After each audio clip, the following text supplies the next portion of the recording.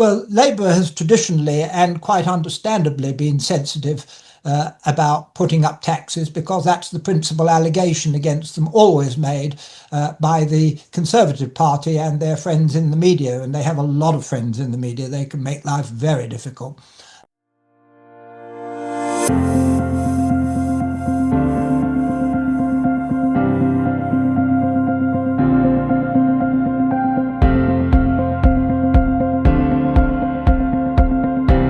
Good evening, everyone, and welcome to The Focus, our final episode for 2025. What a year it's been for Britain. A new government, a precarious economy, ongoing crises in Europe, and a political landscape that feels like it's shifting beneath our feet.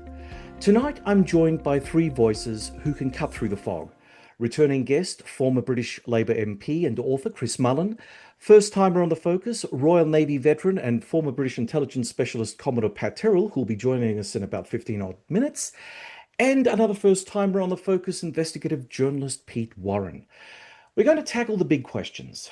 Britain's budget, due to be released tomorrow on the 26th of November, the government's foreign policy direction, Ukraine, the state of UK defence, Russian provocations, and of course, Keir Starmer's political durability in the face of Nigel Farage's Reform Party insurgency. Gentlemen, thank you all for being here. Let's start with the budget. Britain has sluggish growth, high debt servicing costs, and claims from the Treasury that the country has no money left for major strategic projects. Chris, you've watched governments navigate crises for decades.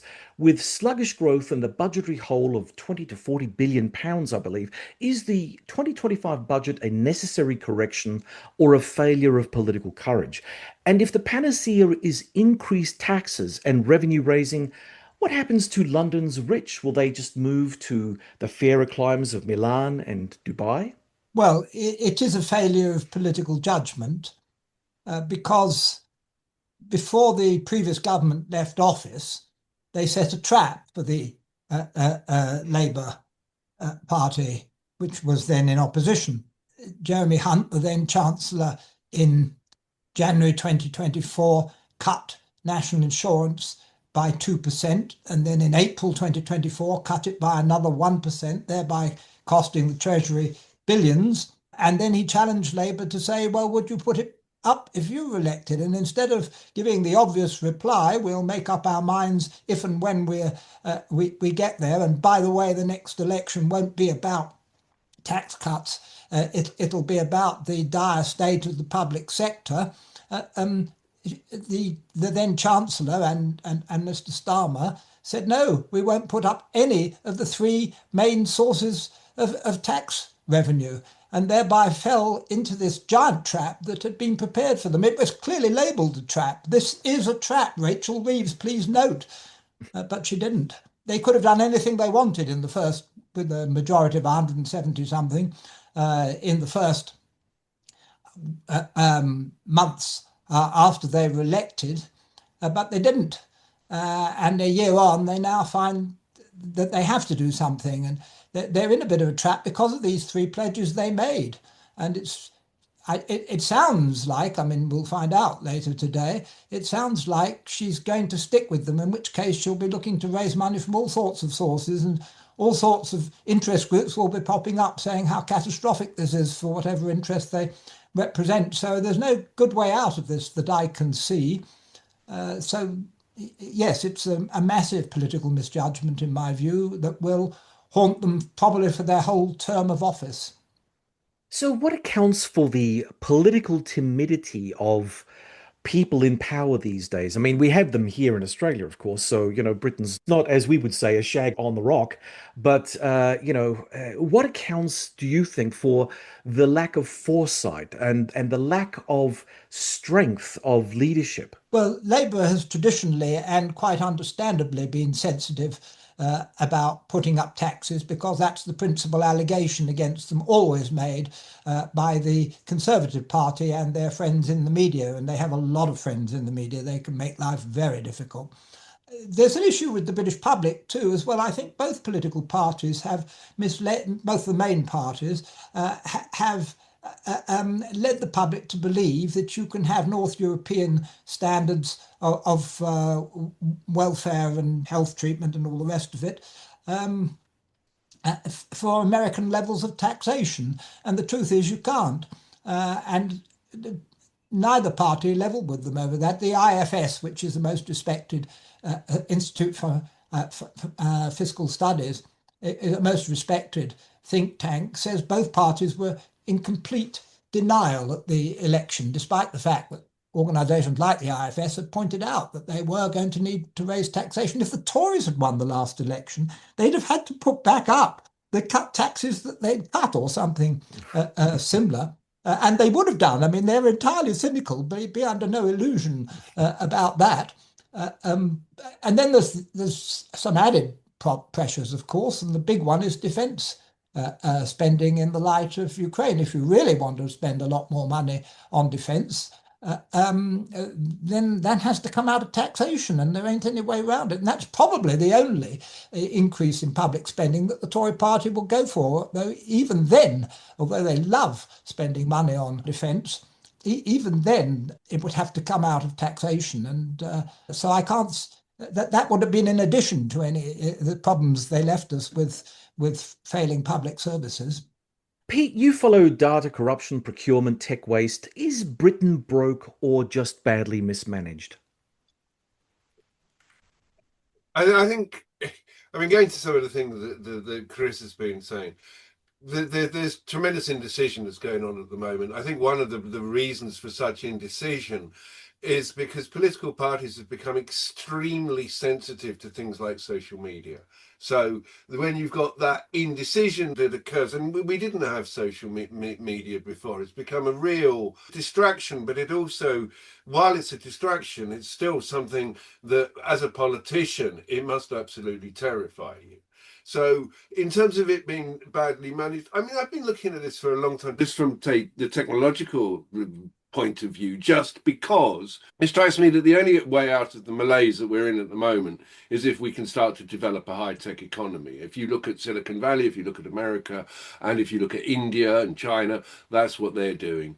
Here in the UK, since the time of Thatcher, possibly a little earlier, we had this idea within the civil service of laissez-faire. If science works, it's going to work. We shouldn't really back particular technologies or technology initiatives because we might back the wrong horse. So what we'll do is we'll wait and see if something emerges, and then we'll put our money behind it. Well, we haven't done that. I'll give you a really good example. I was inadvertent, and this actually goes to something that Chris was saying. I was utterly inadvertently in some of the meetings to do with the new chip initiative to develop a new silicon chip industry in the UK. They invited me by mistake, and it was very much like the Peter Hegseth social media conversation where a journalist was in who shouldn't have been there, and I was sitting in this thing wondering, what on earth am I doing in here? And people were talking about, hey, we need to develop this new chip industry.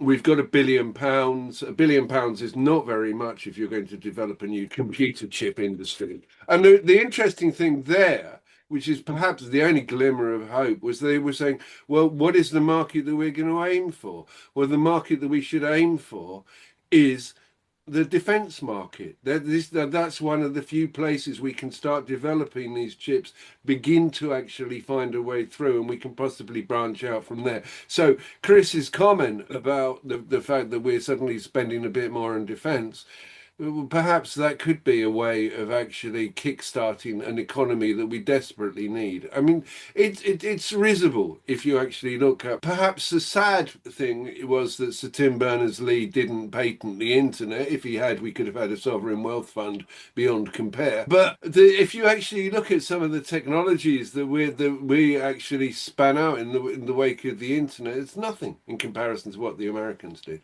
Yeah, I think that given the fact that we developed mobile phone chips at Martlesham Heath, not a million miles away from where I am at the moment, given that we've developed so many different technologies and our inability to actually come through on those, it's actually, I find it, what's the word? Disappointing, I think is probably the English way of saying it. To both you and to Chris, if you don't mind, about neoliberal economics. I mean, how much of that do you blame for the acceleration of short-termism?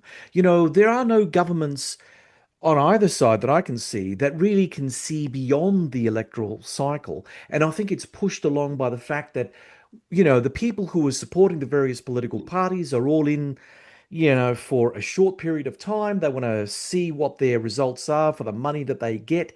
And, you know, they have this devil may care attitude with regard to, not looking beyond the electoral cycle.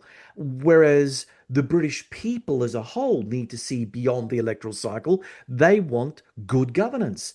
Where has that gone? If I go back to Chris and then Peter, if you can jump in then.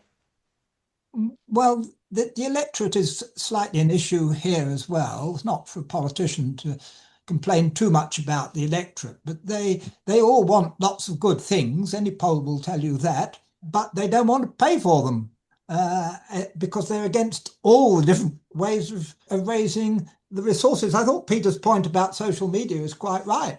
That has made politics much more febrile.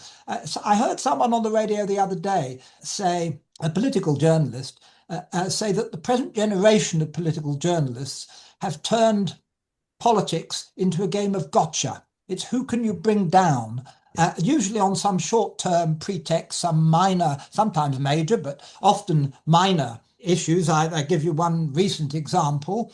The present Chancellor of the Exchequer, who lives in number 11 Downing Street, had rented out her home while she's in Downing Street. And her husband had handled the transaction. And he hadn't known that in some boroughs, including the one she lived in, you had to have a license in order to be able to rent out a home. Well, I say he hadn't known. I think actually the estate agent they were dealing with said they would deal with it and then didn't. And the estate agent concerned owned up to that. But mass hysteria was organised over that. And of course, opposition parties latch on to it. We got used, especially, we've had, is it 5 or 6 prime ministers since 2015? And we've kind of got used to the fact that prime ministers only last a year or two. And the present generation of political journalists have grown up with that and they see it as their job. And it does actually mean that you don't have to address any long-term issues. It's easy politics. I'll give you another classic example. Well, whenever the prime minister goes abroad to the G20 summit or for talks with President Trump or to the United Nations, the Westminster journalists travel on the plane with him. This has been an issue for some years. I can remember it when the Blair government was in. And they are not interested in what the purpose of the visit is. They're pursuing whatever little scandal or in some cases fabricated scandals that happen to be the issue of the day back home. So you start, the Prime Minister, I remember Barack Obama expressed amazement that they followed the Prime Minister of the day, Gordon Brown, into the Oval Office and was still asking him about what must to anybody in the outside world seem trivial issues. It happened the other day. Keir Starmer was in South Africa for the G20 meeting. And I saw, I think, the BBC's main political correspondent questioning him about Prince Andrew's difficulties. And God knows we've had enough of that over recent years. Now, why would you travel all that way personally? If I was Prime Minister, which by some inexplicable oversight I'm not, I wouldn't take them with me. I wouldn't. They've got correspondents in Washington and South Africa and so forth. I would get them to report the issue, the purpose of the visit. They can keep up this nonsense back home, but why should you take it abroad with you? I just do not understand. But it does undermine the way politics is conducted, and it leads to terrible short-termism. And social media has a lot to do with that. You're looking for a little clip you can get up on social media and make whoever's in authority at the time look ridiculous or evil, and it's destroying any sort of long-term thinking. Pete, how do we get on top of the social media bubble in politics? Is there a cure for this, or is it something we just have to sit back and take on the chin? I think we basically just need to get used to it. One of the things that people really don't get about social media is as Chris says, it's generating this very febrile atmosphere, but there's nothing new happening.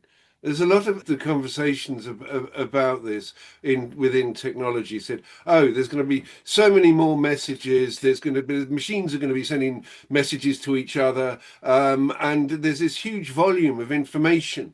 But well, oddly, we're not actually generating that many more stories. The events are still the same.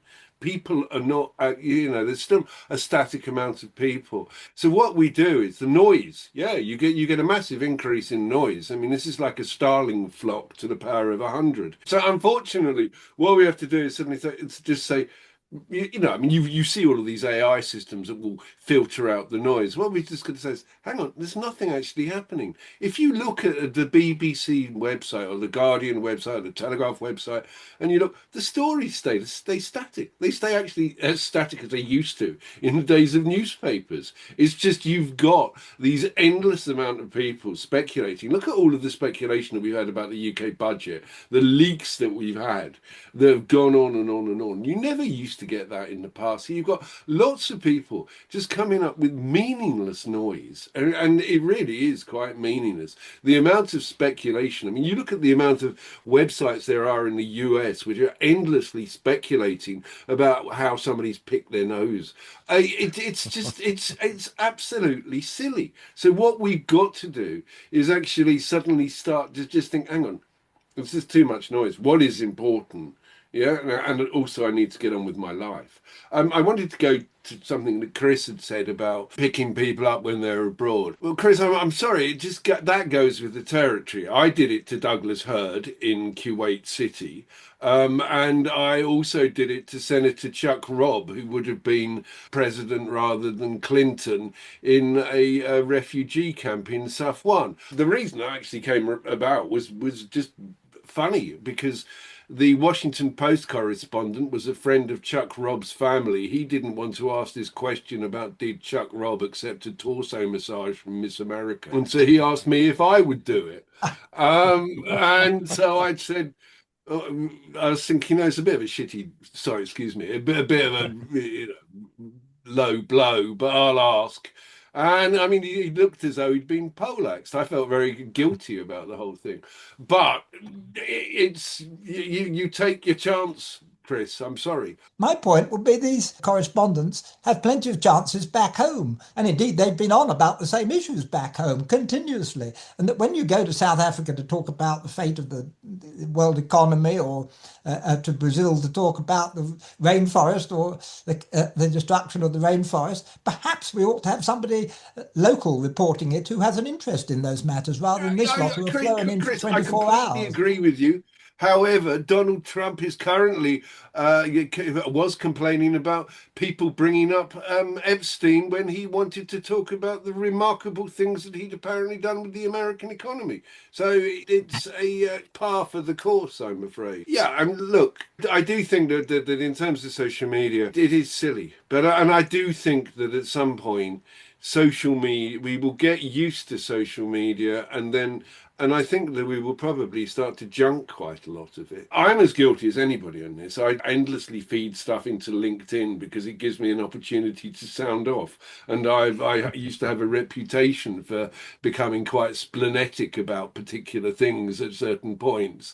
And it lets me do it. I think I was looking appreciably at my impression rate, and I think I was up to 25,000 yesterday, where and I'd been saying the most stupid things. But anyway, it's attention. We all crave attention, don't we? Well, Pat? anyway, Pat has just joined us. Pat, thanks for coming in. And we were just talking about the budget and social media and all that kind of stuff.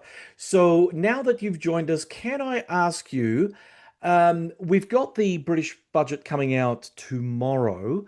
From a defense perspective and a national security perspective, what do you think this budget will mean for the UK? Are we looking at a self-inflicted vulnerability here? Well, if you're asking whether I think this budget is going to fix anything that really needs fixing, the answer is no.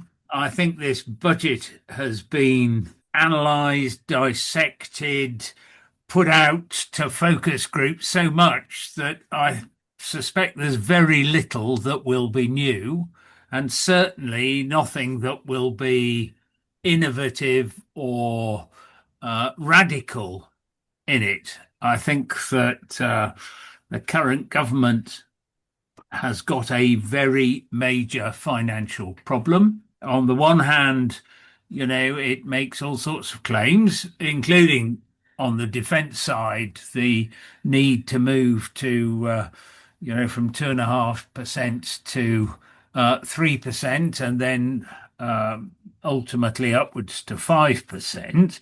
And it makes those claims, but it's got no money. We're back to, I think it was Theresa May's magic money tree. There is no such thing. The big problem has been that we are suffering from a lack of economic growth.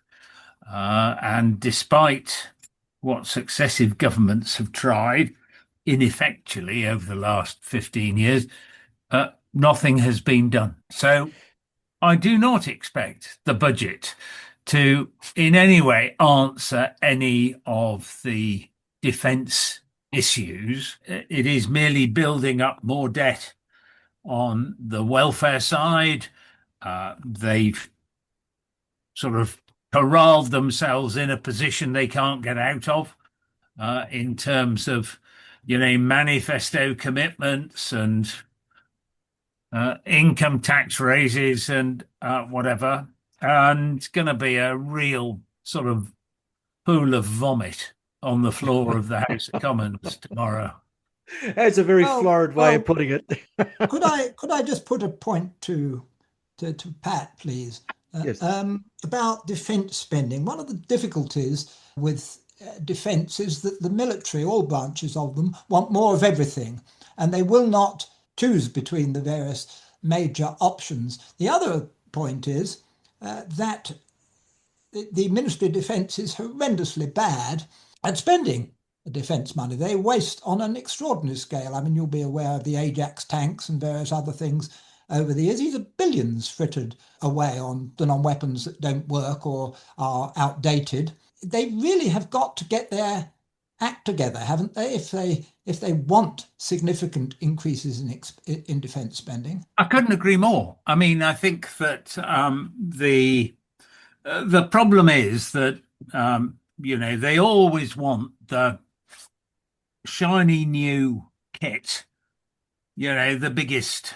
I mean, not quite. We're not with Hegseth yet, or Trump demanding battleships back again. But they want the biggest aircraft carriers, or they want the biggest tanks, or they want the biggest manned fighter aircraft. And we have a system that is inherently designed to make for bad procurement. So if I as a commander, become the project manager for whatever it is, I know that my future career, and I'm looking for promotion in 2 years' time, my future career depends upon my name being noticed. Not on me delivering a successful outcome, because that's 5, 6, 7, 8 years down the pike. It needs me to be noticed. So at least, the promotion board can say, Tyrrell, I've heard of Tyrrell, in which case he must be a good egg, we'll promote him. And therefore, the way to do this is to make a big fuss about the piece of kit you're responsible for and say, well, actually, things have changed since it was originally designed. We need to put this in and that in and take this out. And of course, the defence companies love that, because suddenly they can tear up their original contract, which stipulates exactly what it's going to be. And they can say, well, yeah, of course you can. Yes, you want this. Don't worry. And they put in all sorts of contingencies into the cost. Now, you can then say, well, don't let people do this. But on the other hand, if you look at drone technology, if I'm talking to the Treasury about a program and I say, I want to spend so much over the next 5 years on drone technology, they will say to me, what is your drone going to look like? And I'll go, I haven't got a clue. You know, it will be an evolution from what we've got now. Or it might be a revolution because somebody has a really good idea and needs a bit of innovative kit. And we need to get some clever people. I would get rid of most of the inmates of the Ministry of Defence, because they just do what they've always done because they've never got into trouble doing it. And let's have some. Yes, Peter. The problem with this, Pat, is you look at what's happening in Ukraine, you look at the drones that have been developed there. I mean, these aren't just innovative. These are things that are strung together with a couple of elastic bands of battery, and they actually end up looking like that phone that you used to carry around forever, that Nokia brick that you had. And that's the problem with all of this. If the MOD get a hold of it, they want to design it so that it looks like a sort of super effective drone. It looks as though, and it's got the bells and whistles on it as well, and it's going to be adopted for all of these contingencies. What the Ukrainians have actually pulled off with their drones is quite incredible, and it's also emblematic of the way that warfare is going to go. I don't personally think that people have actually got much more of a role in warfare. I mean, and when you talk about Hegseth and battleships, it reminds me of, if you go back into medieval times, you had these people who were in their suits of armor on these great big chargers, and they were pretty useless. I mean, if they ran into 20 infantrymen, they'd pull them off the horse and stab a knife through the visor of the thing. They might have looked good when they were all charging at each other, but in real war, they're not going to be much use. Aircraft carriers, they're very high out of the water. The Americans developed an aircraft carrier that is, I think it's only about a meter above the water, and it fires drones out of it. That's the future. That's where we should be going, surely. Unfortunately, all of those people who have their lives vested in being part of the Army, the Navy, the Air Force, they're unfortunately going to have to find something else to do. Cyber warfare is the way forward. So are directed energy weapons. There are just a couple of things that I'd like to pick up on. Firstly, today the defense dollar doesn't stretch like it used to because yes, we have all these gold-plated, highly technical pieces of kit that we all covet, which is one very real problem with defense industry today. But, we can only afford a handful of them. I mean, look at the Royal Navy and look at how many Joint Strike Fighters they can afford to place on the two aircraft carriers that the Royal Navy has.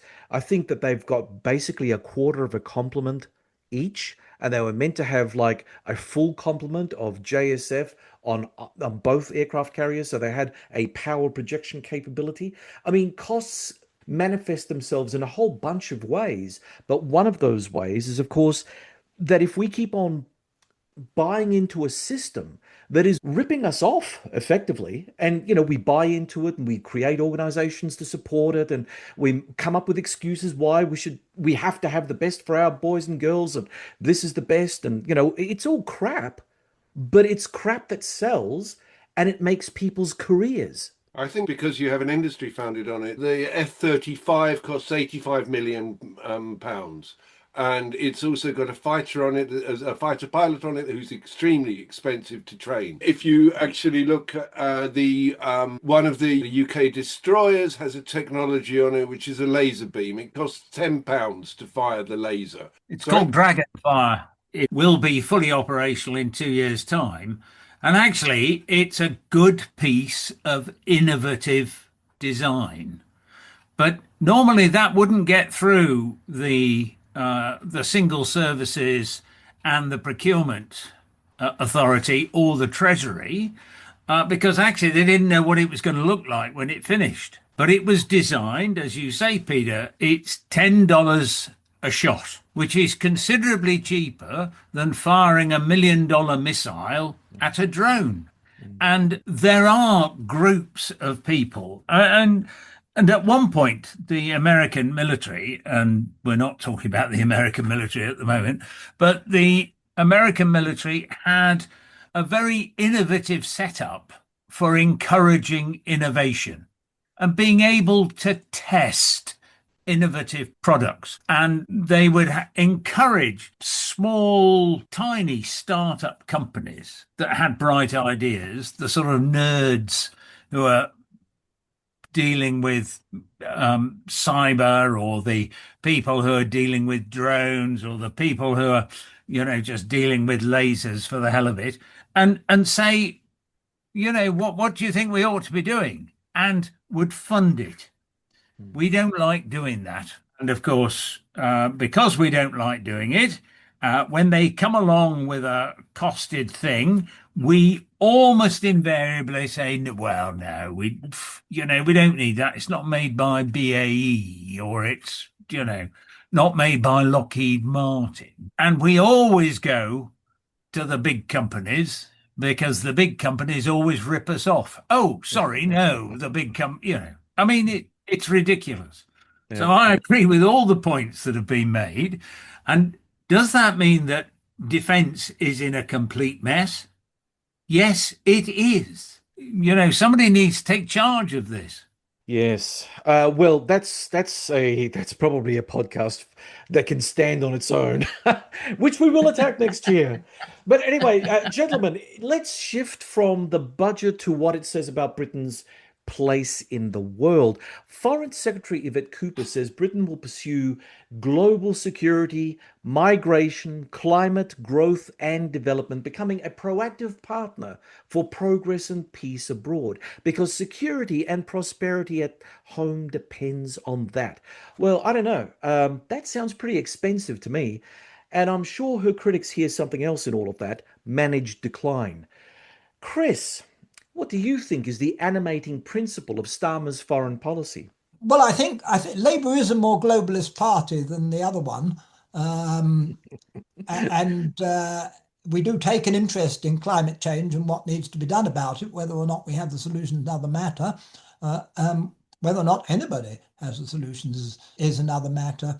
We did, until a year or two ago, take quite an interest in the welfare of the countries around the periphery of Europe. There was a good bit of self-interest in that, though I don't think we ever sold it in this way. That one of the reasons why illegal migration, which is driving politics across Europe to the right, is such a big issue, is because the countries around the periphery of Fortress Europe are disintegrating. You can list them. It would help if we didn't invade them from time to time. I suppose the one thing we have learned over the years is that when you take the lid off one of these tyrannies, Libya, Iraq, Syria, you unleash the fires of hell. But much more than that, you've now got this Sudan disintegrating. And it did pay to invest in development aid in these countries, to turn them into, if not functioning market economies, at least more or less functioning governments. One of the things we used to do, which I thought was very cost effective, was to send people from the inland revenue to some of these countries that were rich but weren't raising any money in tax, and teach them how to set up a proper system of taxation. And when they could do that, the government would then have some money, which it could choose, if it chose, to spend on its citizens. And we did that in Angola and Mozambique, and I think with some success, revenues increased greatly. That's a relatively small, easy thing to do that does make a difference. But it is in our interests, to have functioning economies around the periphery of Europe. And if we have collapsed states, failed states, which we do all too often, not only because of civil wars, but sometimes because of climate change. The desert that is advancing into Nigeria, for example, there are going to be 400 million people in Nigeria, 180 million at the moment, by the end of this century, apparently. Well, it's greatly in our interest that these countries have more or less stable governments. It's not just for us, it's true for all of Europe, actually. All the developed countries have to take an interest in this, because it is linked to the big increase and growing increase in illegal migration. Now, here's one of the ironies, that the people most against development aid are also those who feel strongest about illegal migration. And therefore, it's very difficult to have a rational conversation on the subject. Pete, the UK talks tough on China, and London insists that the UK remains central to European security. But is the rhetoric matched by capability? And here I'm really thinking about cyber, AI, the stuff that you're really interested in. Do you know, one of the most optimistic things that I have seen in 30 years occurred about a week and a half ago, which was the really boringly named Cyber Resilience Bill.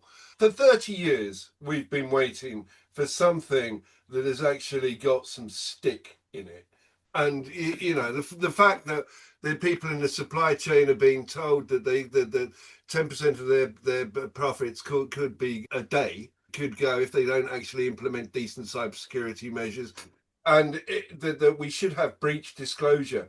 I had a row with Emma Nicholson in 1990 when I said that we needed mandatory breach disclosure. She told me at the time I was stupid. So, which obviously I am. It's pretty obvious that you've got to have mandatory breach disclosure if you want to know what the threat is that you're facing. Oh, is the UK doing enough? Now that maybe we could begin to get a bit of a handle on it, perhaps, you're looking at one of the people who actually started some of the thinking on this, and that's Commodore Pat Tyrrell. He was the one who started saying that we should do things like have borders in cyberspace. And I think he was probably rubbished at the time. Obviously, you've got two Cassandras on your panel. You can have borders in cyberspace. I've been speaking to so many companies in the last year or so who are saying that you can actually start to introduce sovereignty in cyberspace because you have to, because of GDPR. So are things changing? They are changing. They should have changed faster. The one thing that happens with cybersecurity is that a lot of people don't know what on earth they're talking about, to be perfectly honest. It's like so much in defence, there is, to use the politest term possible, there is ever such a lot of rubbish talked. And there are a lot of people selling a lot of fear, uncertainty and doubt to people who don't know what it is that they're doing. What should the government do? Well, the UK government and the Australian government and many governments across Europe should actually be putting something together to try to identify basic requirements that people should actually push out. They should. The insurance industry should also gather in that. But you've got to take on board too that this is an asymmetric threat. Where the people always do the unconventional. It's changing all of the time. Very much like modern warfare. One of the things we've been doing a lot of research into space at the moment, which has been just fascinating, just because of the potential for making stupid journalistic jokes about space. The House of Lords said 2 weeks ago that space represented this massive opportunity, and it does. And again, that's something that we need to embrace, because I didn't realize this until I went to a conference in Tallinn 3 weeks ago. The satellites are fighting each other. I mean, they can't actually fight each other, but apparently, because we're so rather sad as a nation, people march their satellites up to other ones and try and intimidate them like playground bullies, which just sounds to me as just pathetic. However, that's what the new issues are. So, yeah, cyberspace, we need to do more in cyberspace. We need to do much more in terms of deployment of AI, thinking about AI, and in terms of people talking about broke Britain. No, Chris was talking about climate change. Yeah, sub-Saharan Africa is going to lead to huge displacement of peoples. And where are they going to go? They're going to go north. They're not going to go to Antarctica because that would be silly. So what do we do? Well, there's all of this opportunity in these climate technologies. It's not net zero. It's not the loading things into making things more expensive. President Trump said, drill, baby, drill. Well, the Chinese, for the last 18 months, have actually not been making any net contributions to carbon. And the Chinese are very, very quietly getting on with developing green technology for climate change, because they know that that's going to be technology that they can sell in the future. it's obvious that's what you're going to do. I know that sounds a little rambling, but I was just trying to say there are technologies that we can work on that will be very, very good. We need to get to speed with the technologies of the 21st century. We need to detach ourselves from the thinking and the technologies of the 20th century. And we have to also develop, in my opinion, a new way of thinking where we're actually constructive to each other, which is why I brought up the example of the satellites trying to intimidate each other, because it just seems silly. And I know you're going to be probably talking about undersea cables, but again, what's going on with undersea cables strikes me as silly. Pat, you've seen the evolution of British statecraft from the inside. Are we seeing a coherent strategy being developed here? But I could be flippant and say I'm not sure there's been a coherent strategy come out of the Westminster government or many other governments for many, many years. I think that we have to understand that most people don't understand the implications of these sorts of things. The implications are such they don't fit in with normal politicians and policymakers' timelines. I mean, a politician, I'm sure Chris will disagree with me, but politician timelines tend to be when's the next election coming up, and how am I going to have to explain myself to my electorate? And many of these things will not. I mean, the reason why it took so long for climate change to become important was that people wanted immediate events that they could react to, rather than saying, well, in 50 years' time, this is, the Sahara is going to be totally uninhabitable, and therefore people are going to migrate north, whether you like it or not. And you nations, the richer nations, have to work out what you're going to do in 10 years, 15 years, 25 years, not what are we going to do next year. And there's a sort of parable, really, which came out years ago when we were having the Kosovo conflict. I was at the time running a part of the British Ministry of Defence that dealt with what we called psychological warfare, which the government then heard it was called psychological warfare and said, oh, that sounds rather nasty. Can't we call it something else? So we'll call it thought processes. I mean, but we wanted to persuade the people who were supporting Milosevic that doing what he was doing was going to cause them real damage. And we had a psychological operation. It's a grand title, but basically what we did was we arranged for fighter bombers to go over and drop foil onto the electricity substations in Belgrade, which shut them all down. And it took them, 6 hours or 10 hours to get back up again. And then the second phase of the operation was to send in the aircraft, dropping leaflets and putting out programs. We were going to take over the national programming, the sort of their equivalent of the BBC, and flood them with messages that say, okay, it was inconvenient this morning, wasn't it? It was a bit difficult when you woke up, you couldn't make your cup of coffee. If you don't do something about that quickly, we are actually going to bomb those sites, and then you won't have anything left to work with. And the point was to try to get the industrialists in particular to say, look, this is ridiculous.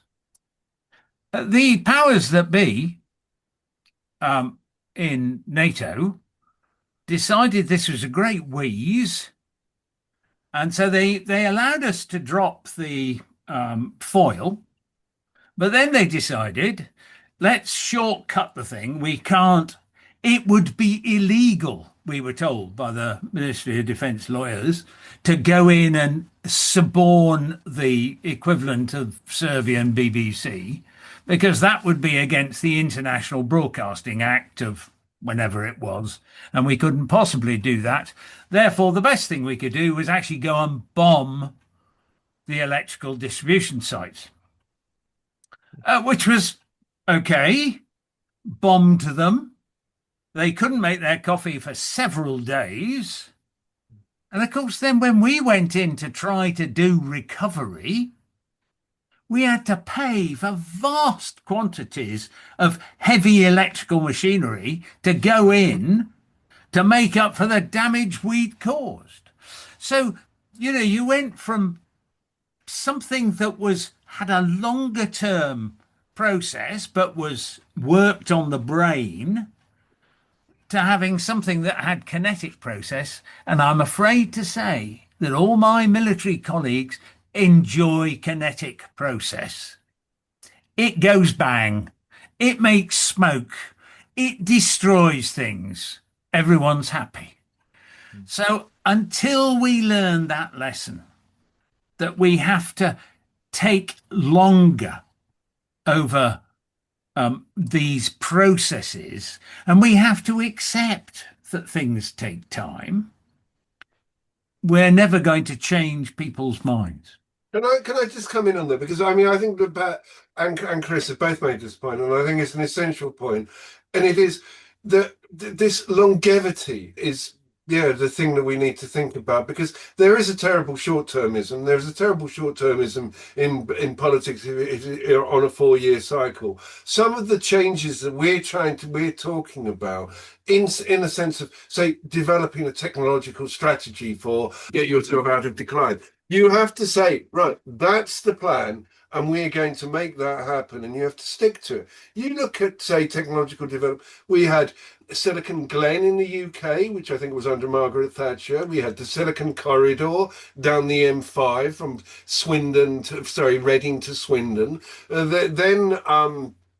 We've had Gordon Brown and Tony Blair announce Silicon Fen, which just was incredibly amusing because, and now we have, we've got another Silicon Corridor, which is, it just shows, if you want your managed decline, it shows how much our ambitions have fallen, because it's just between Cambridge and Oxford now. So we've shortened it. It's HS2 for Silicon. We've got to stop some of this sort of sectionalism, and we've got to start being intelligent. Anyway, sorry, that's my outburst. Well, gentlemen, foreign policy is pretty meaningless without credible defence, and that brings us to perhaps the most fraught part of our discussion. 2025 began with the British Army smaller than at any time since the Napoleonic era. The Royal Navy has world-class platforms, but not enough crew, and for that matter, not enough platforms.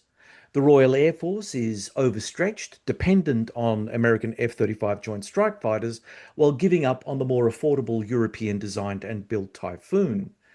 Pat, let's be blunt. Is Britain still a serious military power?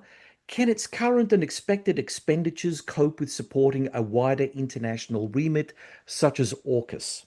Well, I think AUKUS is a conversation to be had on its own. And you and I have discussed this before in terms of the breadth as well as the depth of resource that is required to make something like AUKUS happen. And I don't believe that breadth or depth is available in any of the three participants. I don't think that the United States has the ability to be able to produce the number of submarines it will have to produce, let alone, it doesn't have the industrial capacity, let alone the mental personnel capacity to be able to man those submarines and to be able to make sure that they are enter service reliably. Neither does the UK, and sure as eggs are eggs, Australia doesn't, although I note that you're making, great strides in training up some of the Australian engineers for the nuclear submarines. As an idea, as a concept, it's brilliant. Unfortunately, its brilliance comes at a huge cost. And I think that politicians and policymakers have slightly obfuscated the issues so that people are not really aware of the difficulties they are. They have not faced up to those difficulties, and they're certainly not putting up the amounts of cash that would needed to be put up to make it work.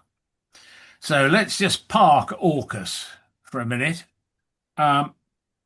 Is the UK still a major military power in the world?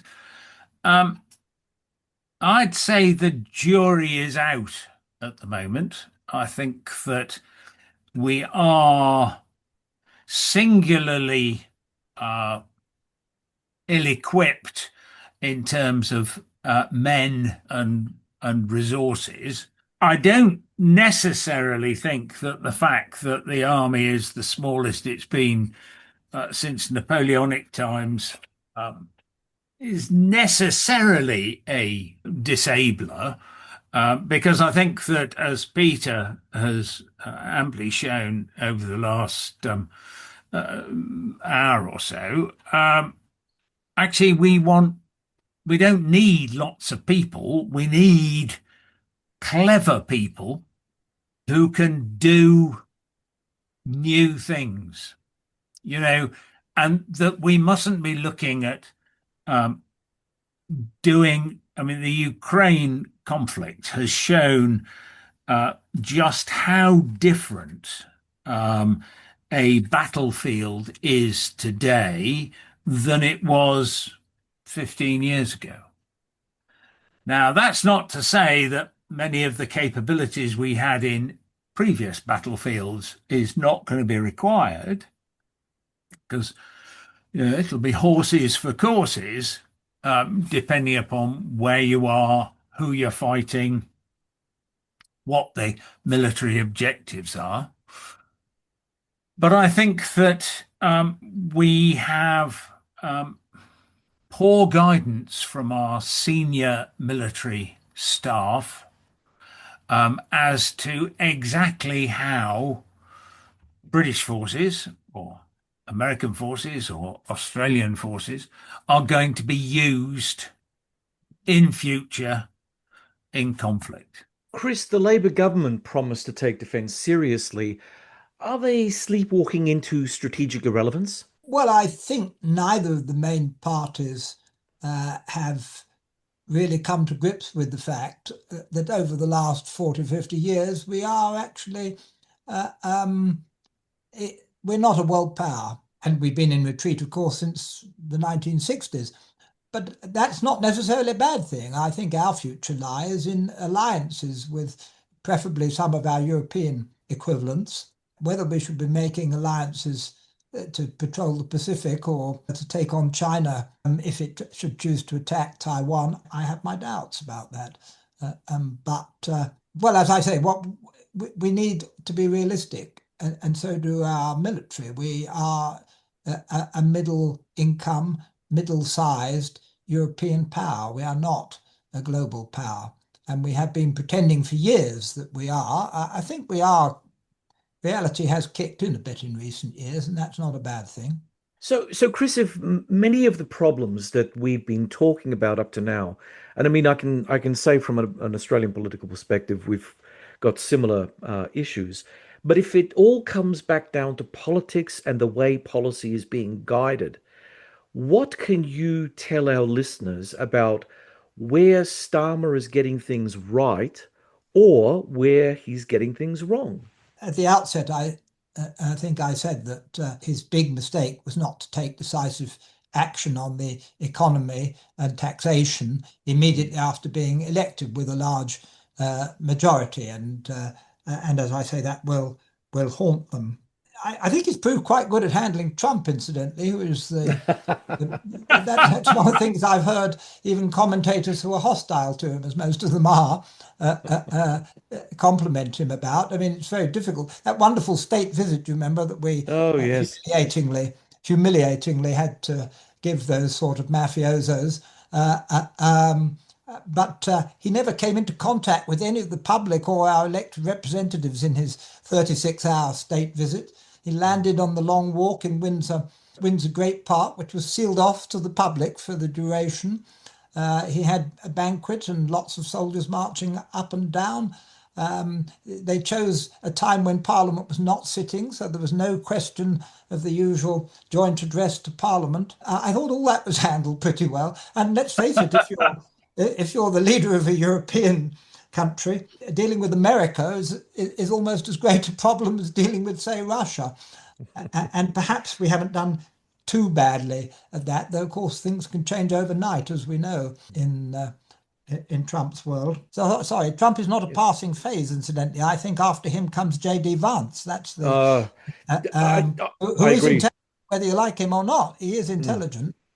Yes, I absolutely agree with you. And I think that really we have to watch this space, because if Trump ends up truncating his term in office, the real fun will be when JD takes over. And that's where things Well, get. yes, and even if Trump serves his full term of office, I Mm. think JD must be the leading candidate.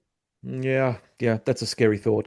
Look, Pete, the US and Britain are close in terms of understanding technology, sharing technology and techniques for controlling social media, AI, and various other bits and pieces. But obviously, there are also differences between the two countries as well. What can you tell our audience in terms of the whole cyber security, the bilateral security between the US on the one side and the UK on the other, especially since we do have this very real difference in the relationship that matters, the transatlantic relationship. You know, we do have a very tempestuous person sitting in the White House. Has that made things easier for us to navigate through joint cyber AI operations with the Americans, or has that not been touched? It's interesting. Somebody rang me up who I suppose you could probably say had an intelligence background, who was extremely annoyed about the relationship between the Americans and Canada because they felt that that could potentially impugn some of the intelligence sharing that was going on in apparently there is a recognition that in despite of the bellicose statements by people like Trump, that would be stupid. So they are still sharing some information or sharing information on the same basis. There has been some real inconsistencies in terms of what the US are doing in terms of what they designate a cyber threat.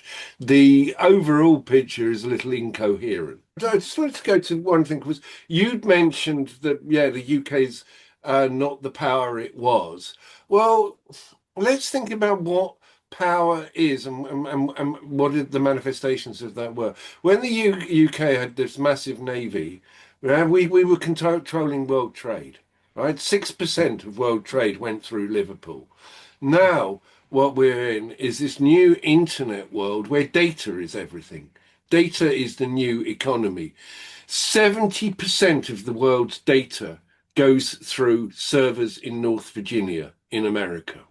Okay, which is one of the reasons why I brought up this issue about data sovereignty and pointed out that Pat was one of the first people to talk about this. Donald Trump said in February that he was going to make sure that all of the world's data ran on American technology, which is an incredibly important issue, because basically what that means is that if the Americans can look at your data, if they can interpret it, if they can see patterns in it, and they do actually have the capacity to go in the back of all of these big American technology companies, that becomes a huge issue for us. It becomes a huge issue for the world.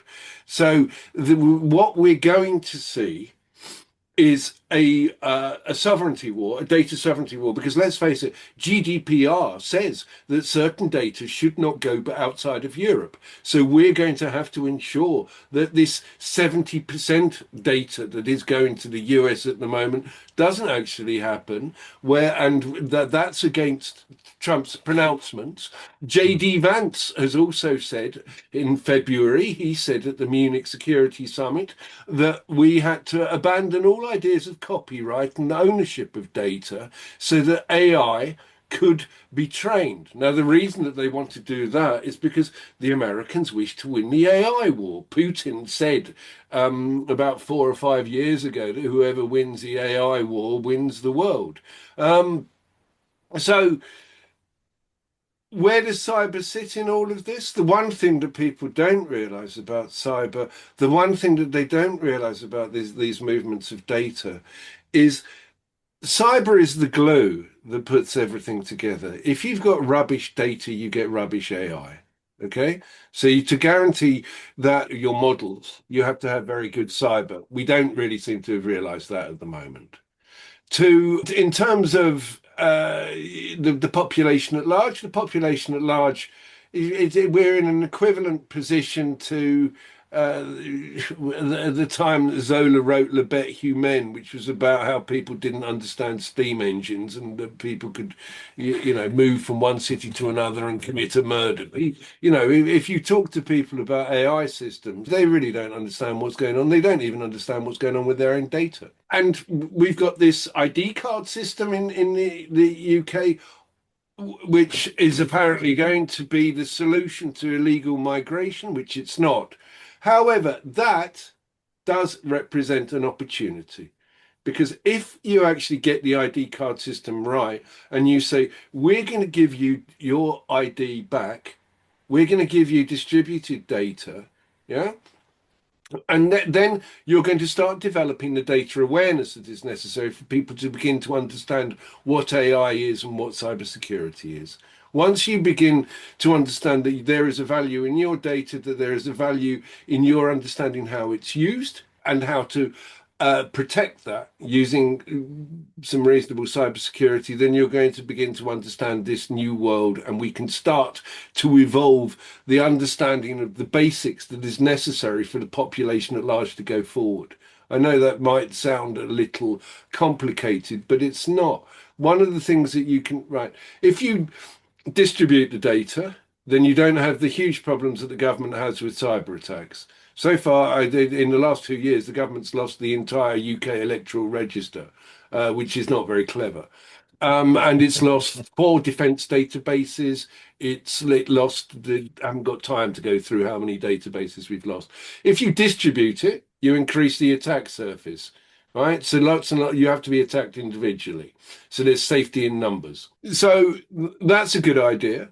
And then if you actually say to people, actually, we'll put in some data audit technology on this that allows you to know when your data is used and where it's used, then you'll begin to understand artificial intelligence, and you'll also begin to understand what the value of your data is. You'll also be able to put in agentic permissions, they're called, but basically where you can say, actually, I don't want my data to be used by the MOD, but I'd actually quite like it to be used by the Department of Health, because that way there could be some new developments that are made with regard to diseases. And is this possible? Yes, it is. I interviewed the chief data architect of Estonia. They've done that. They've actually got buy-in from the entire adult population into working like this. So, I know it's a slightly complex answer, but you have to understand the data. You have to protect the data.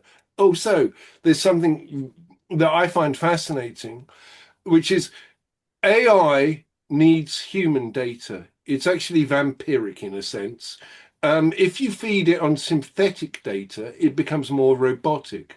People don't like robotic AI because they don't feel that it relates to them, which is one of the other reasons why the people are trying to work on coming up with AI systems that seem to be very human.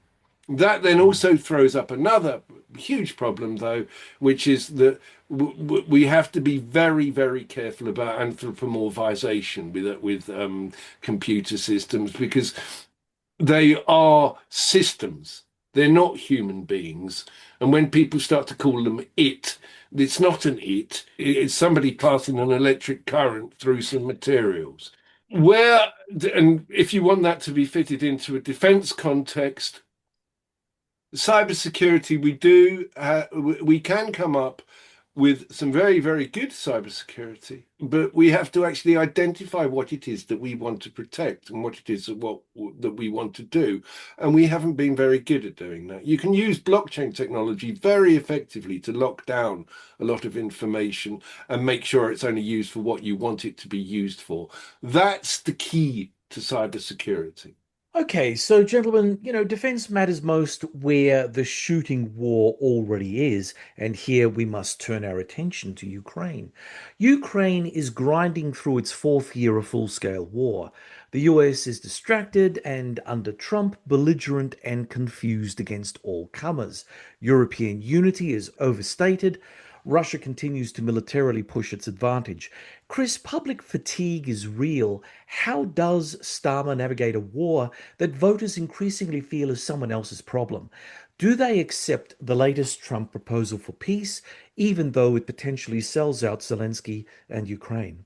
Well, I don't think we know what the latest proposal for peace is in any detail. It seems to have changed in the last few days quite dramatically.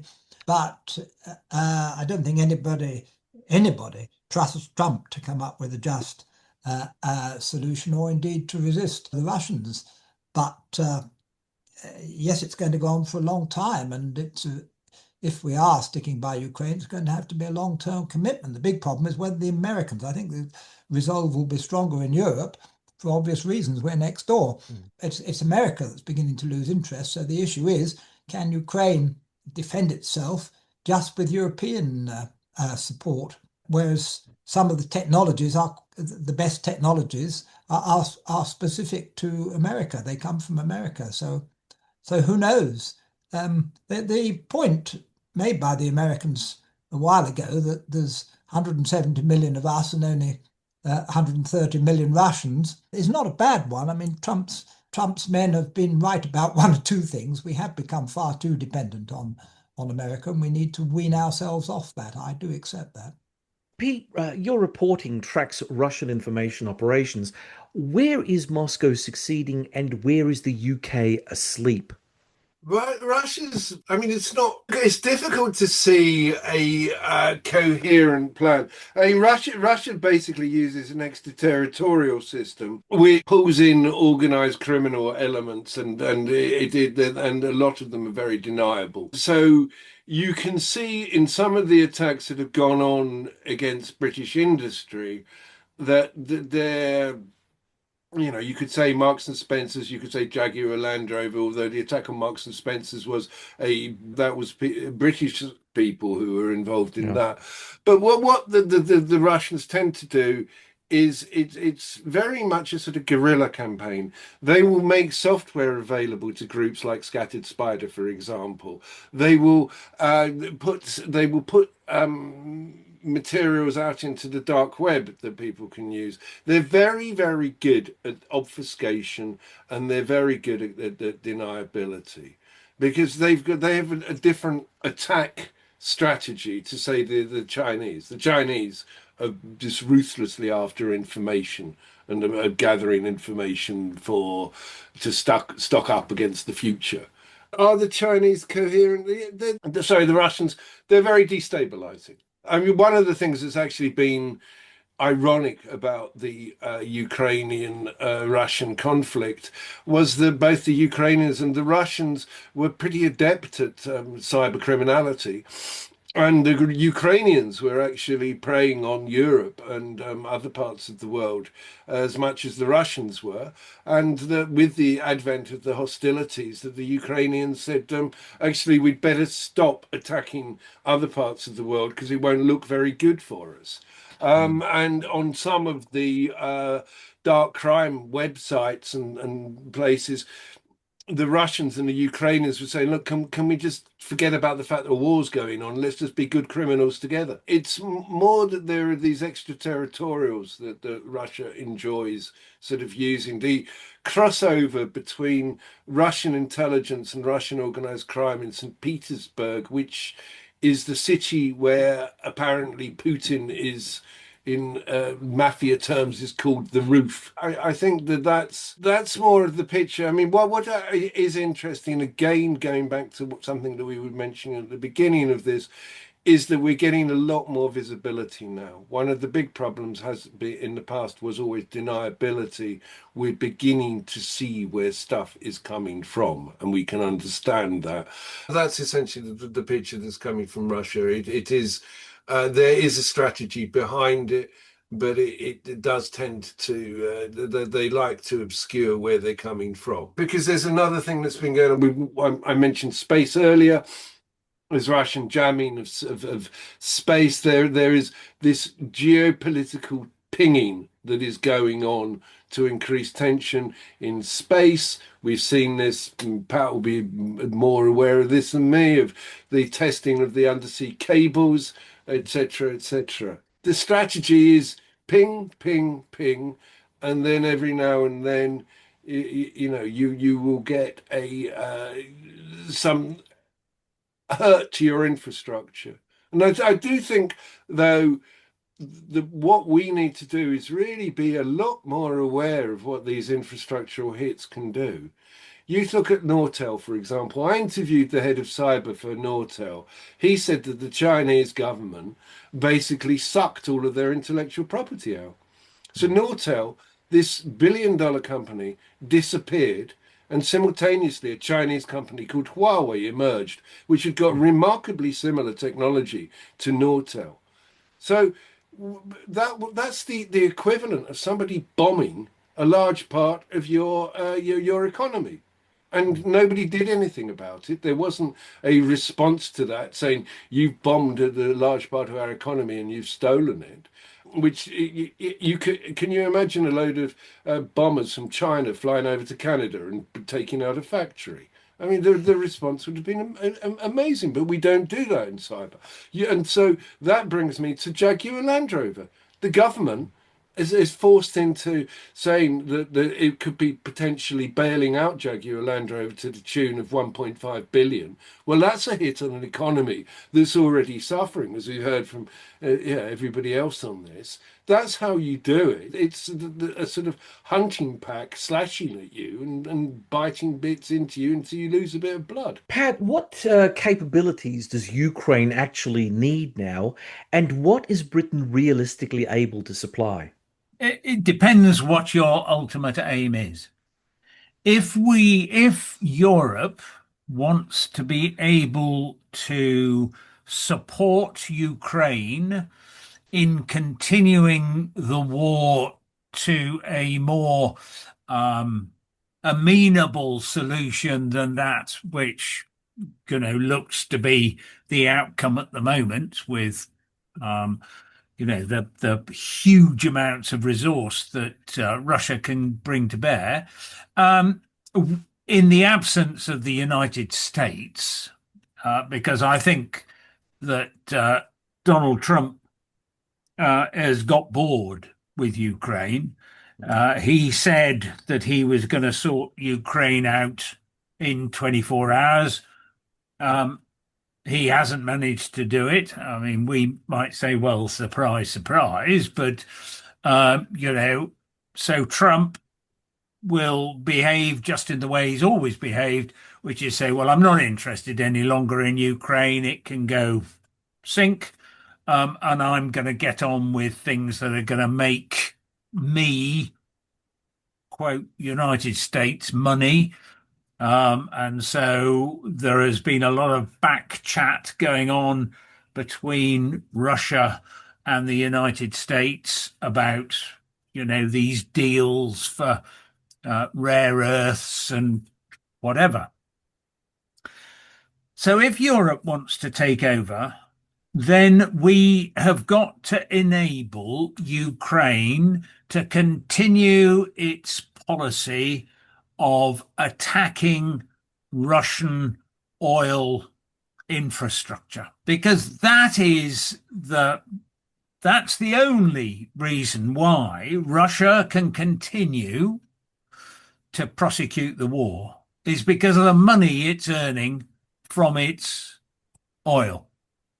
Russia is not a particularly sophisticated country. I can remember when after the wall fell and we started looking back at our view of the Soviet Union, we inflated these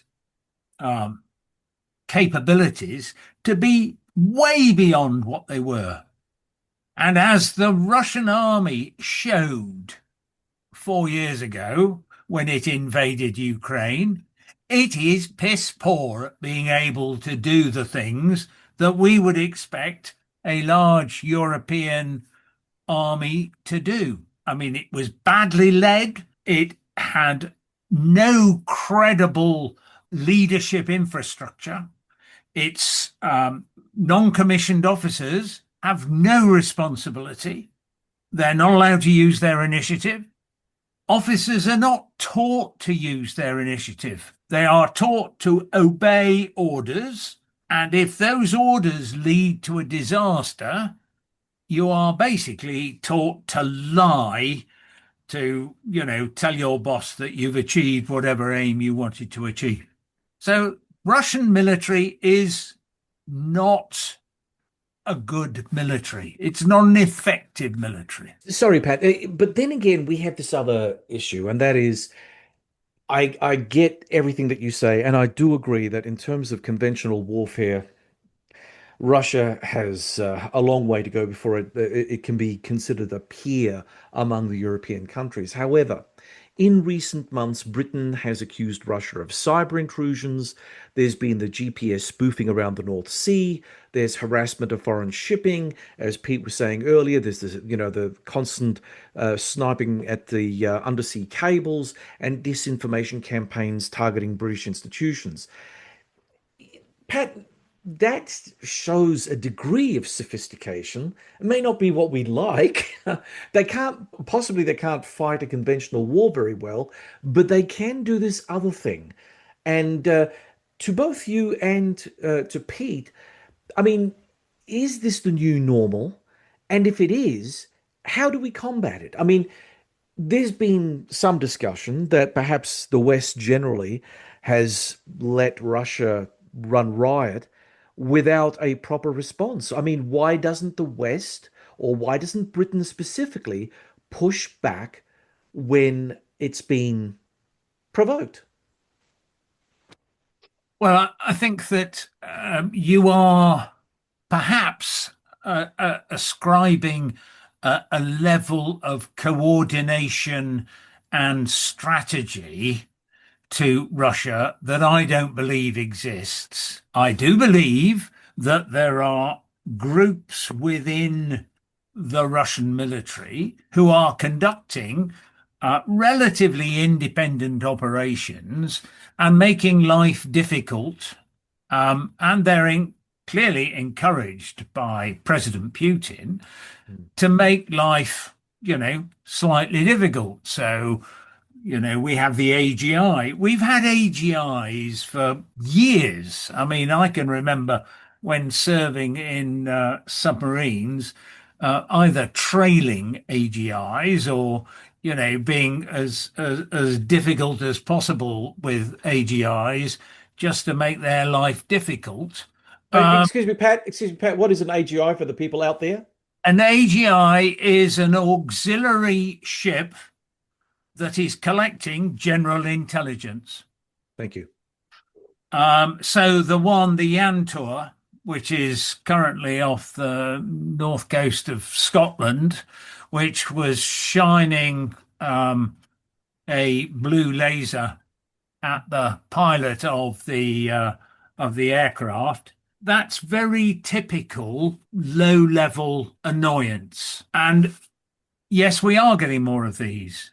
Where I think also, you know how it is when you wake up one morning and think, I've got a pain in my shoulder. everything you do that day involves that pain in your shoulder, and you think it's getting worse. We have suddenly started talking about underwater cables, and suddenly we're thinking, gosh, oh, we leave these cables around the sea floor, and we get surprised when, the Russians take an interest in them. Well, I have to say they've been a strategic issue for many more years than the last two or three. I mean, and some of us have been saying, you do want to look after your underwater cables because they are just out there lying on the seabed and someone could come along and pick them up.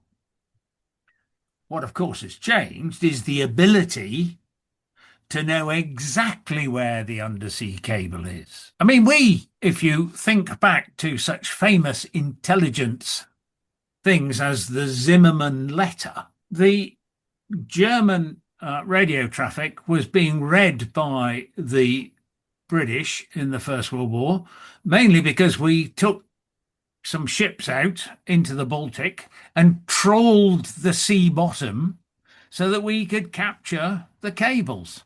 So, this is in 1914. We captured the cables, we intercepted the messages, we got the German codes, and we were reading their signals for most of the First World War. So it's nothing new, and come a more aggressive war, people would be doing the same. And we shouldn't be surprised about it. We should be prepared, but we shouldn't be surprised about it. Now, what are we going to do about it now? Well, that's up to a government to decide. That's a political issue as to what are the rules of engagement. If an AGI captain starts flashing a pilot with a blue laser, you could have a response that says, destroy the ship. Might be considered a bit over the top, and you might want to think carefully before you adopted that particular response. But that is a political response that needs to be taken. Just wanted to jump in on that, John, because all right. One of the points that people don't get about these undersea cables is where they go from. Okay, Ireland, right? The cables across the Atlantic go from Ireland. Where do they come up? They come up in North Virginia, which is where all of these data centers are in the America that are taking 70% of the world's data traffic.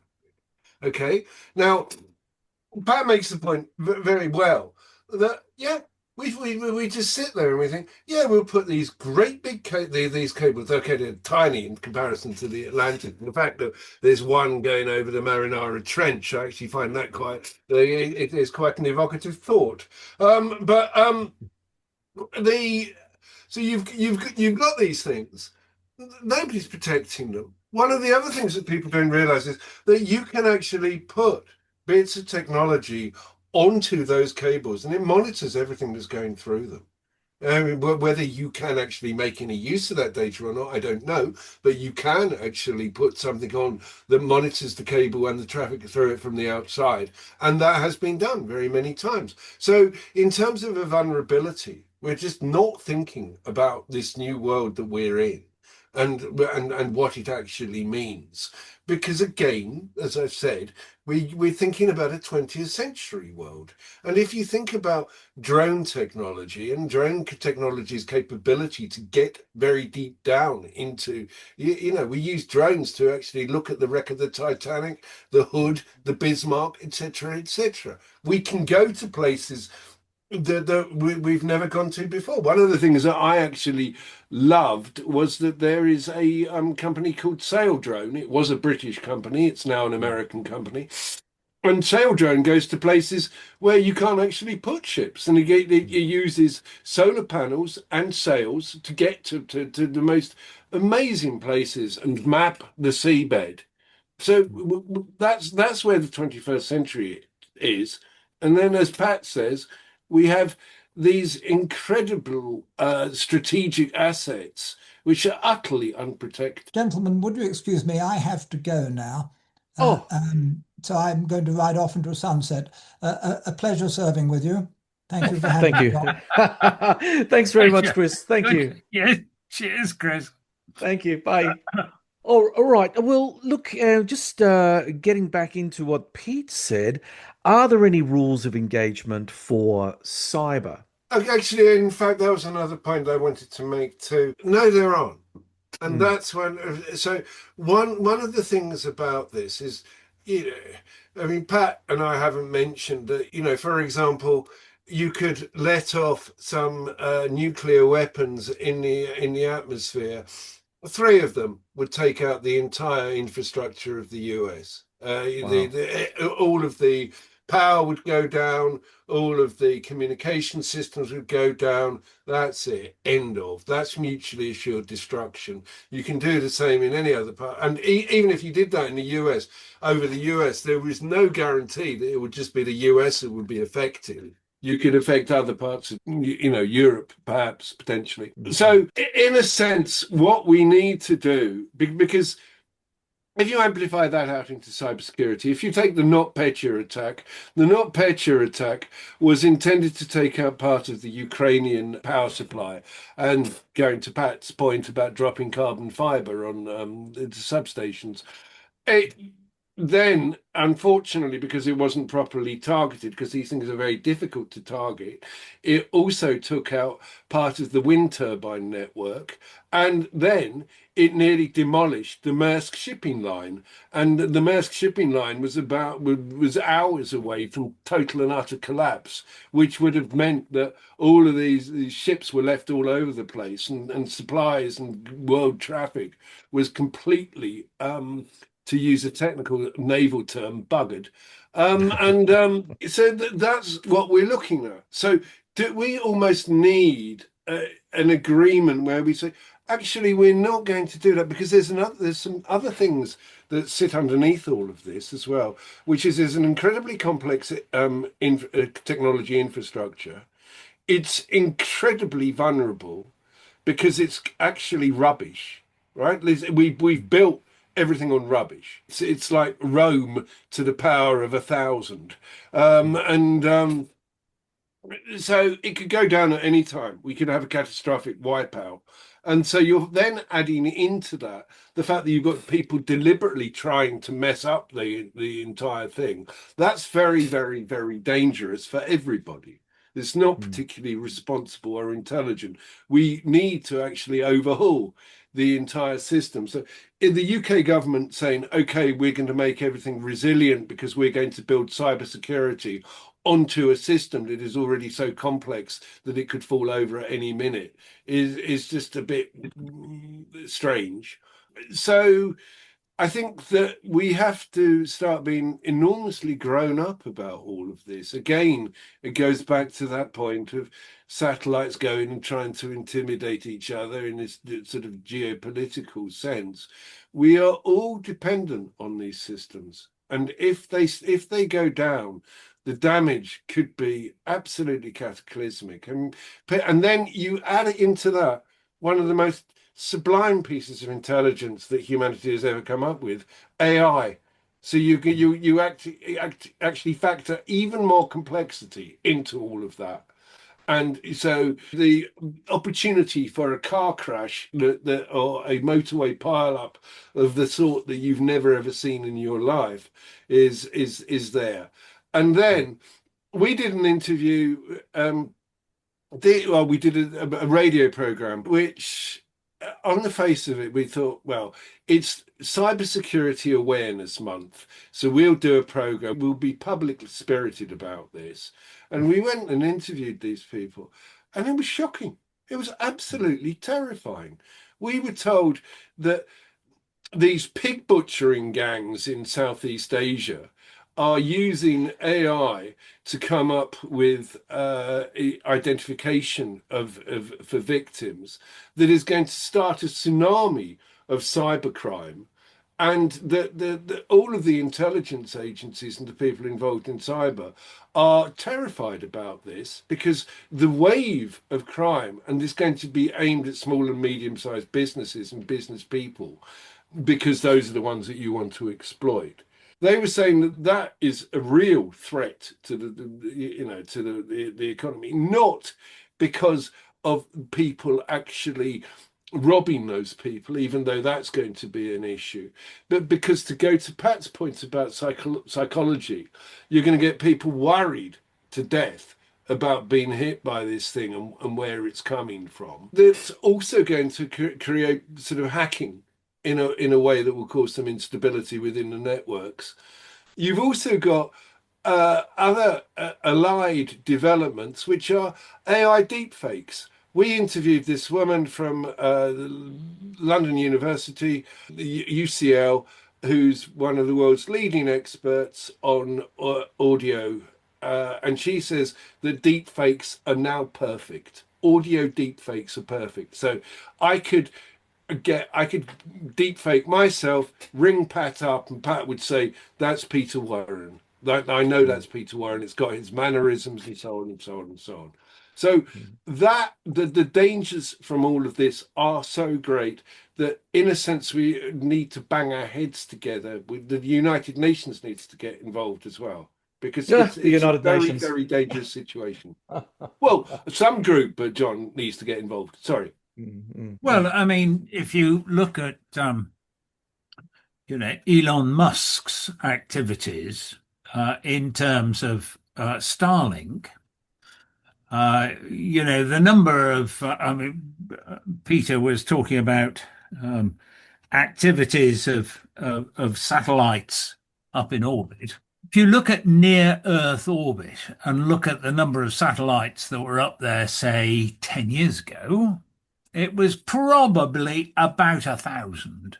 Now there are something like 12,000. No, Pat, 30,000.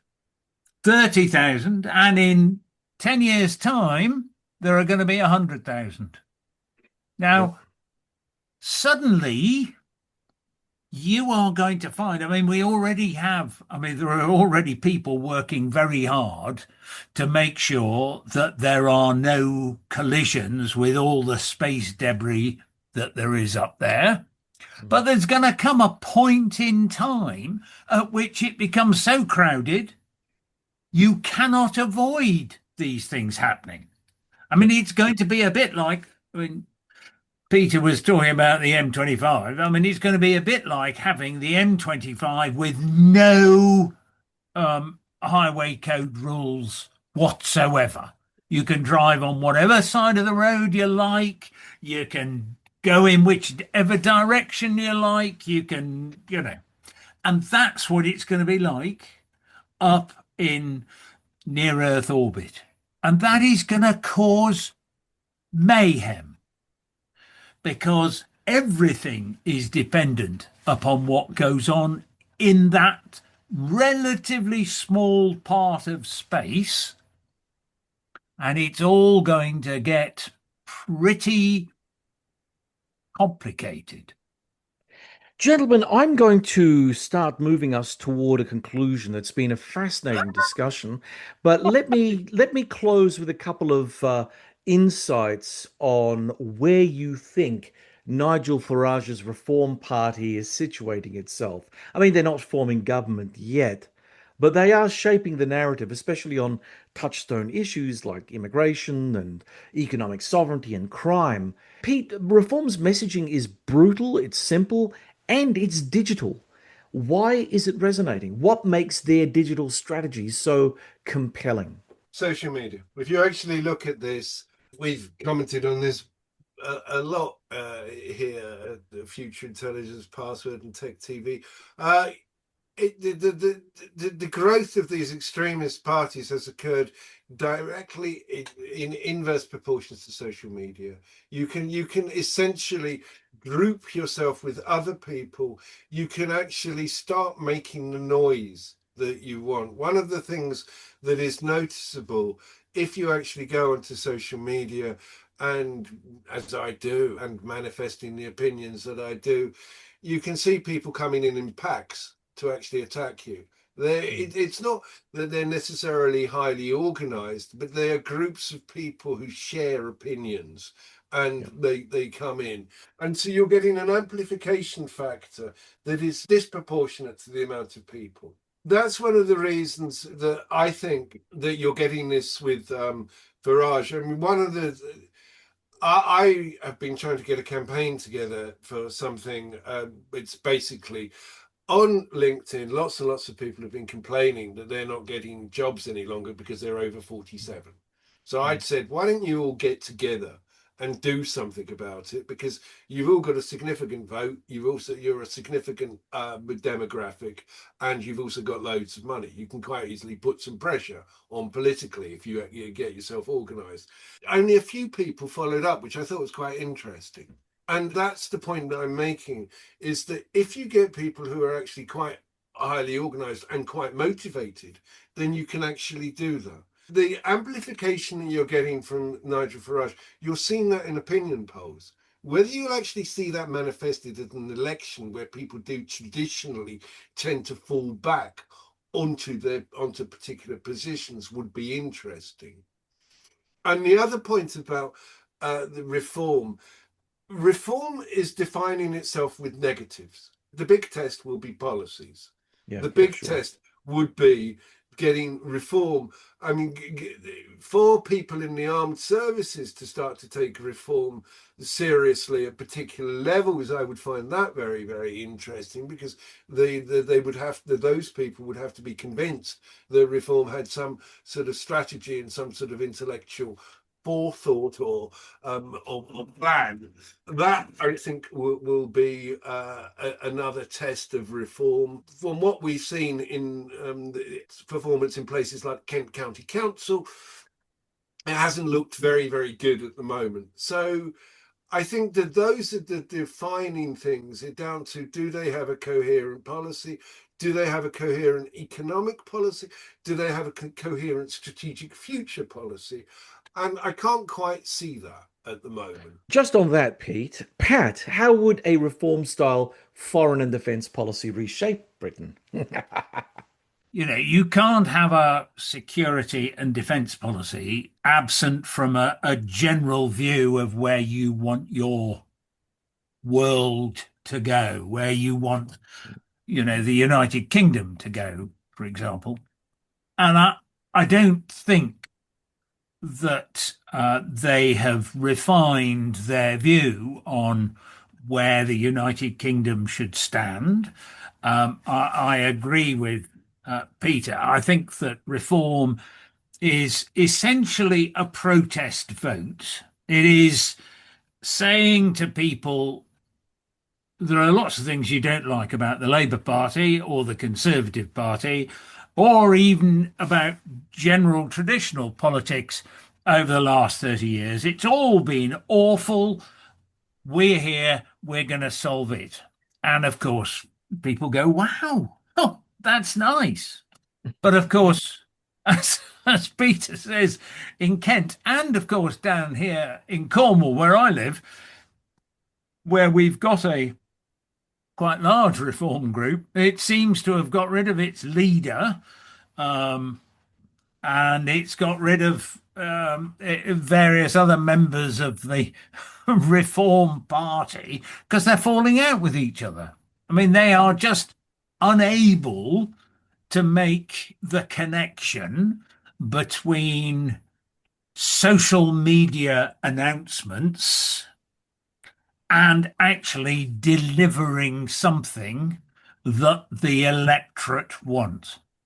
Sort of like what we're seeing right now in the United States in MAGA, and how elements within MAGA are starting to peel away and starting to demonstrate a sort of normalcy. Marjorie Taylor Greene, for instance, starting to talk common sense. She's left MAGA in the window. Go figure. I mean, I think it is, where the rubber hits the road, that reform will sink or swim. and I suspect most likely sink. And this will be seen, and until they become mature enough to develop proper policies that people can agree with or can be involved in developing, we'll find that, yes, people will say, well, I think reform are great, but they will not become a government from a national point of view. So, what does reform stand for in terms of how it sees Britain in the world?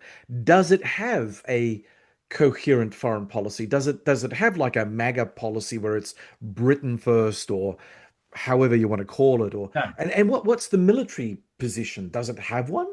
No, I mean, I think that reform harks back to an age that never actually existed.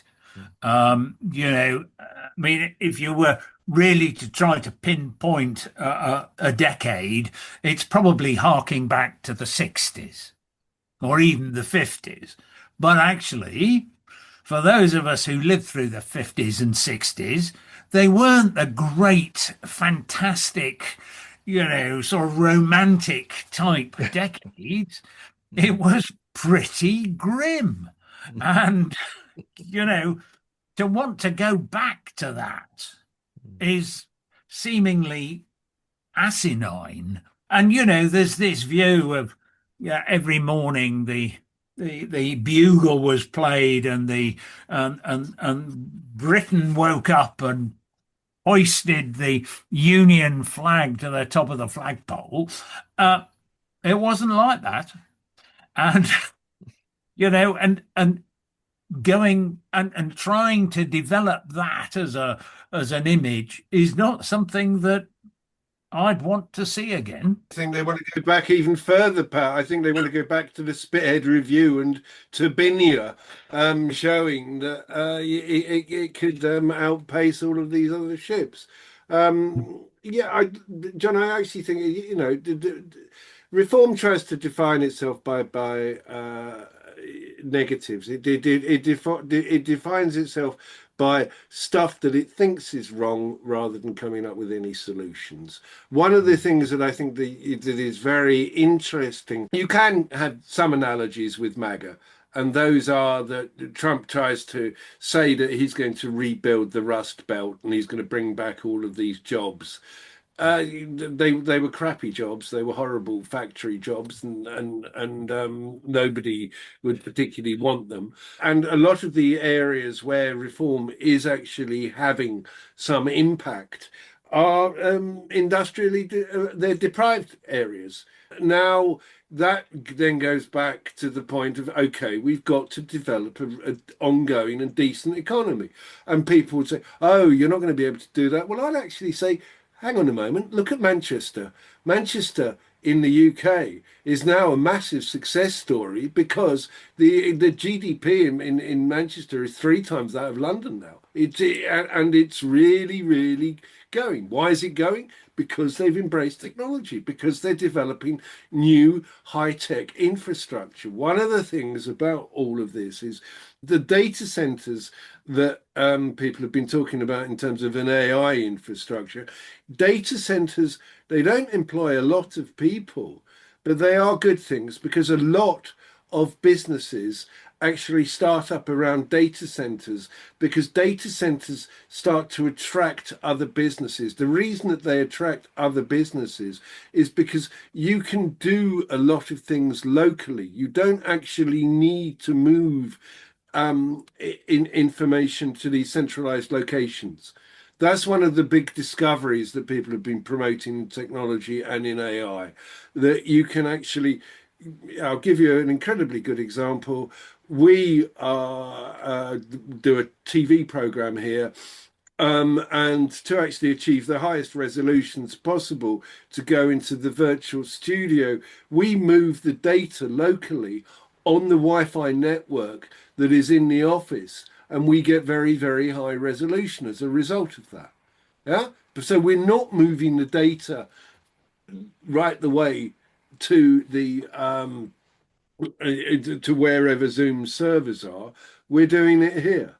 And that's one of the lessons that, again, we need to learn about technology. We need to know how it works. The only reason that we have done what we've done is because the guy who helps me, or who my partner with the technology, is he's a former Royal Naval weapons engineer who knows all about technology.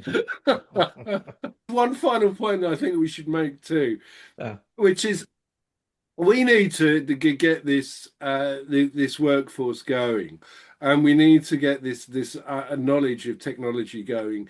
Rishi Sunak, I think, had a good idea when he suggested that people should become involved in the territorial army. I think that if the army the armed forces went back to offering these sorts of apprenticeships where you actually learnt about technology, it would actually be a really good idea, because you would then get, there is a 80% shortfall in cyber in the UK, and I'm sure it's the same in Australia, although Australia is doing some incredibly good things with technology.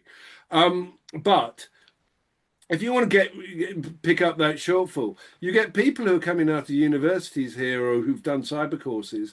They can't get a job because they don't have the experience. If you put them in a territorial army cyber division, then you could get them the experience. They could go straight into industry, and that would be a good thing. We could do the same with AI.